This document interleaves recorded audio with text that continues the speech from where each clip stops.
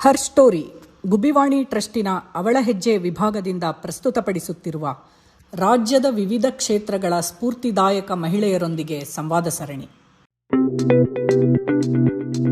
ಧಾರವಾಡದ ಕಾಲೇಜಿನಿಂದ ಶುರು ಮಾಡಿ ಹಾರ್ವರ್ಡ್ನ ಕೇಸ್ ಸ್ಟಡಿವರೆಗೂ ಮುಟ್ಟಿರೋ ಹೇಮಾ ಹಟ್ಟಂಗಡಿ ಅವರ ಪಯಣ ನಿಜಕ್ಕೂ ಸ್ಫೂರ್ತಿಯನ್ನು ತರುವಂಥದ್ದು.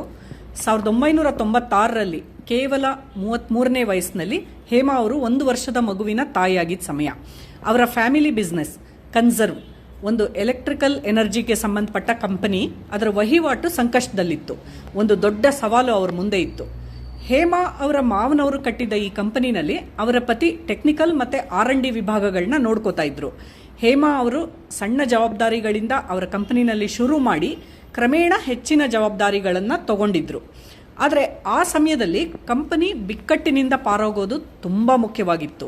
ದಿಟ್ಟ ಸಮರ್ಥ ನಾಯಕತ್ವ ಬೇಕಿತ್ತು. ಹೇಮಾ ಅವರು CEO ಆಗಿ ಜವಾಬ್ದಾರಿ ವಹಿಸ್ಕೊಂಡ್ರು. ಎಲೆಕ್ಟ್ರಿಕಲ್ ಎನರ್ಜಿ ಕ್ಷೇತ್ರ ಆಗಷ್ಟೇ ಯಾಕೆ, ಈಗಲೂ ಸಹ ಪುರುಷ ಪ್ರಧಾನ. ಅಂತಹ ಕ್ಷೇತ್ರದಲ್ಲಿ ಹೇಮಾ ಅವರು ಕನ್ಸರ್ವ್ ಕಂಪನಿಯನ್ನು ಕೇವಲ ಉಳಿಸಿದ್ದಷ್ಟೇ ಅಲ್ಲ, 2009ರಲ್ಲಿ ಸ್ನೈಡರ್ ಎಲೆಕ್ಟ್ರಿಕ್ ಕಂಪನಿಗೆ ಹಸ್ತಾಂತರ ಮಾಡೋ ಹೊತ್ತಿಗೆ 100 ಕೋಟಿ ರೂಪಾಯಿಗಳ ಜಾಗತಿಕ ಮಟ್ಟದ ಕಂಪನಿಯನ್ನಾಗಿ ಬೆಳೆಸಿದ್ರು. ತಮ್ಮ ಈ ಪಯಣವನ್ನು ಹೇಮಾ ಅವರು ಲಿಫ್ಟ್ ಆಫ್ ಅನ್ನೋ ಪುಸ್ತಕದಲ್ಲಿ ಇಂಗ್ಲಿಷ್ನಲ್ಲಿ ಬರೆದಿದ್ದಾರೆ. ಗೂಡಿನಿಂದ ಬಾನಿಗೆ ಅನ್ನೋ ಹೆಸರಿನಲ್ಲಿ ಇದರ ಕನ್ನಡ ಅನುವಾದ ಸಹ ತಂದಿದ್ದಾರೆ. ಅವರನ್ನ ಭೇಟಿಯಾಗಿ ಅವರ ಇತ್ತೀಚಿನ ಕೆಲಸಗಳ ಬಗ್ಗೆ ಮಾತಾಡೋಣ. ಹೇಮಾ ಅವರೇ, ನಮಸ್ಕಾರ. ಕನ್ಸರ್ವ್ ಕಂಪನಿನಲ್ಲಿ ನೀವು ಬ್ರೈಬ್, ಲಂಚ ಕೊಡೋದಿಲ್ಲ ಅನ್ನೋಂಥ ಒಂದು ನಿಲುವನ್ನು ತಗೊಂಡು ಮಾಡಿ ತೋರಿಸಿದ್ದೀರಾ. ಈಗ ನೈತಿಕತೆ ಮತ್ತು ಲಾಭ ಎರಡು ಒಟ್ಟೊಟ್ಟಿಗೆ ಇರೋಕ್ಕೆ ಸಾಧ್ಯನಾ ಅಂತ ಈಗಿನ ಕಾಲದಲ್ಲಿ ಪ್ರಶ್ನೆ ಕೇಳೋಂಥ ಉದ್ಯಮಿಗಳಿಗೆ ನೀವೇನು ಹೇಳ್ತೀರಾ?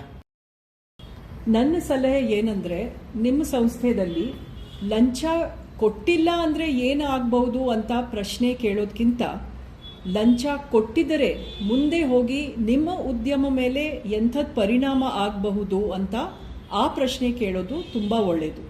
ನಮ್ಮ ಸಂಸ್ಥೆ ಕನ್ಸರ್ವ್ದಲ್ಲಿ ನಮ್ಮ ಅಧ್ಯಕ್ಷರು ಟಿ ಥಾಮಸ್ ಮತ್ತು ನನ್ನ ಪತಿ ಅಶೋಕ್ ಅವರು ಮತ್ತು ನಾನು ಮೊದಲಿಂದ ಒಪ್ಕೊಂಡಿದ್ದು ನಮ್ಮ ಸಂಸ್ಥೆಯಲ್ಲಿ ನಾವು ಲಂಚ ಕೊಡಲ್ಲ ಅಂತ. ಅದಕ್ಕೆ ನಮ್ಮ ಸಿಬ್ಬಂದಿ ಎಲ್ಲರೂ ತುಂಬ ಖುಷಿಯಾಗಿದ್ದರು. ಯಾಕಂದರೆ ಈ ನೀತಿಯಿಂದ ಅವ್ರದ್ದು ವೈಯಕ್ತಿಕ ಮೌಲ್ಯಗಳು ಮತ್ತು ನಮ್ಮ ಕಂಪನಿಯ ಮೌಲ್ಯಗಳು ಒಂದೇ ಆಯಿತು. ನೀತಿವಂತ ಆಗಿರೋದು ದೀರ್ಘಾವಧಿಗೆ ತುಂಬ ಒಳ್ಳೆಯದು. ಕನ್ಸರ್ವ್ನ ನಂತರ ನೀವು ಅನೇಕ ದೊಡ್ಡ ಕಂಪನಿಗಳ ಬೋರ್ಡ್ ಆಫ್ ಡೈರೆಕ್ಟರ್ನಲ್ಲಿ, ಅಂದರೆ ಆಡಳಿತ ಮಂಡಳಿನಲ್ಲಿ ತೊಡಗಿಸ್ಕೊಂಡಿದ್ರಿ. ಟಾಟಾಸ್ ನೆಲ್ಕೋ ಮತ್ತು ಇದು ಝೈಮ್, ಏಸ್ ಡಿಸೈನರ್ಸು, SKF ಇಂಡಿಯಾ, ಇನ್ನು ಮುಂತಾದ ಕಂಪನಿಗಳಲ್ಲಿ. ನಮ್ಮ ದೇಶದಲ್ಲಿ ಈಗಲೂ ಬೋರ್ಡ್ ಆಫ್ ಡೈರೆಕ್ಟರ್ಸ್, ಬೋರ್ಡ್ ಲೆವೆಲಲ್ಲಿ ಮಹಿಳೆಯರ ಸಂಖ್ಯೆ ಕಡಿಮೆನೇ ಇದೆ. ಇಂಥ ಉನ್ನತ ಸ್ಥಾನಕ್ಕೆ ಏರಕ್ಕೆ ಬಯಸುವಂಥ ಮಹಿಳೆಯರಿಗೆ ನಿಮ್ಮ ಸಲಹೆ ಏನು? ಮತ್ತು ಜೊತೆಗೆ ಈ ಕಂಪನಿಗಳು ಈಗ ಮಹಿಳೆಯರು ಗಳಿಸಿರುವಂಥ ಅನುಭವವನ್ನು, ಜ್ಞಾನವನ್ನು, ಅವರ ಕೊಡುಗೆಯನ್ನು ಕಳ್ಕೊಳ್ಳದೆ ಇರೋ ಹಾಗೆ ಮಾಡೋದು ಹೇಗೆ? ನಂದು ಸಲಹೆ ಏನಂದರೆ, ನೀವು ಇತರ ಕಂಪನಿ ನಾಯಕರನ್ನು ಭೇಟಿ ಆಗಾಗಿ ಮಾಡಲೇಬೇಕು. ವೃತ್ತಿಪರ ವೇದಿಕೆಗಳಲ್ಲಿ ನಿಮ್ಮ ಅಭಿಪ್ರಾಯಗಳನ್ನು ವ್ಯಕ್ತಪಡಿಸಲೇಬೇಕು. ಸಾಮಾನ್ಯವಾಗಿ ಹೆಂಗಸರಿಗೆ ಉದ್ಯಮದಲ್ಲಿ ಕೆಲಸ ಮಾಡಿ ಸಾಯಂಕಾಲ ಮನೆಗೆ ಹೋಗಿ ಮನೆ ಕೆಲಸ, ಮಕ್ಕಳಿಗೆ ನೋಡ್ಕೊಳ್ಳೋದು, ಹಿರಿಯರನ್ನು ನೋಡ್ಕೊಳ್ಳೋದು ಇದು ಇದ್ದೇ ಇರುತ್ತೆ. ಅದಕ್ಕೆ ನಿಮ್ಮ ಕುಟುಂಬದಲ್ಲಿ ಬೆಂಬಲ ಇದ್ದೇ ಇರಬೇಕು. ಆಮೇಲೆ ಬೋರ್ಡ್ ಆಪರ್ಚುನಿಟೀಸ್ ಅಥವಾ ಅವಕಾಶಗಳು ಎಲ್ಲಿದೆ ಅಂತ ಗೊತ್ತಾಗಲಿಕ್ಕೆ ನಿಮಗೆ ಒಬ್ಬರು ಮಾರ್ಗದರ್ಶಕ ನೀವು ಹುಡುಕಬೇಕು. ಬೋರ್ಡ್ ಪೊಸಿಷನ್ ಸಿಕ್ಕೋ ಹಾಗೆ ನಿಮಗೆ ತರಬೇತಿ ತಗೊಳ್ಬೇಕಾಗ್ತದೆ. ಇದಕ್ಕೆ ಇಂಡಿಯಾನಲ್ಲಿ ತುಂಬ ತರಬೇತಿ ಸೆಂಟರ್ಸ್ ಇದ್ದಾವೆ. ನಿಮ್ಮ ಮುಂದಿನ ಪುಸ್ತಕದ ಬಗ್ಗೆ ನಮಗೆ ತುಂಬ ಕುತೂಹಲ ಇದೆ. ಅದು AI ಎನೇಬಲ್ಡ್ ಅಂತ ಹೇಳಿದ್ದೀರಾ. ಇದ್ರ ಬಗ್ಗೆ ಸಾಮಾನ್ಯ ಜನರಿಗೆ ಅರ್ಥ ಆಗೋ ಹಾಗೆ ಸ್ವಲ್ಪ ವಿವರಿಸ್ತೀರಾ? ಅಂದರೆ ಇದು ಡಿಜಿಟಲ್ ಮೆಂಟೋರ್ ಥರನಾ? ಜೆನ್ಝಿನಲ್ಲಿ ಈಗಿನ್ನೂ ಕೆಲಸ ಶುರು ಮಾಡಿರೋ ಅಂಥವ್ರಿಗ ಅಥವಾ ಮಿಡಲ್ ಮ್ಯಾನೇಜ್ಮೆಂಟಲ್ಲಿ ಇರೋಂಥವ್ರಿಗ?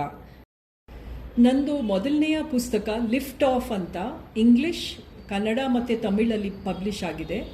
ಆ ಪುಸ್ತಕದಲ್ಲಿ ನಂದು ಆತ್ಮಕಥೆ ಮತ್ತು ನಮ್ಮ ಉದ್ಯಮ ಬಗ್ಗೆ ನಾವು ಏನು ಮಾಡಿದ್ದು ಅಂತ ನಾನು ವಿವರಿಸಿದ್ದೀನಿ.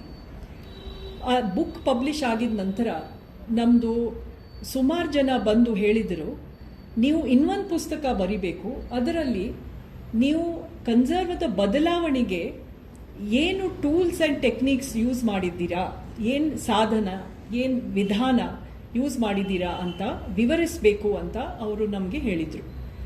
ನನಗೆ ಅನ್ನಿಸ್ತು, ಈಗಿನ ಕಾಲದಲ್ಲಿ ಜೆನ್ಸಿ ಇರಲಿ, ಉದ್ಯಮದಲ್ಲಿ ಮ್ಯಾನೇಜರ್ಸ್ ಆ್ಯಂಡ್ ಲೀಡರ್ಸ್ ಇರಲಿ, ಯಾರಿಗೂ ಟೈಮ್, ಸಮಯ ಮತ್ತು ಅಟೆನ್ಷನ್ ಸ್ಪ್ಯಾನ್ ಇರೋದು ತುಂಬ ಕಷ್ಟ. ಅದಕ್ಕೆ ಇವಾಗ ಎಲ್ಲರೂ AI ಸುಮಾರು ಕೆಲಸ ಮಾಡ್ತಾರೆ.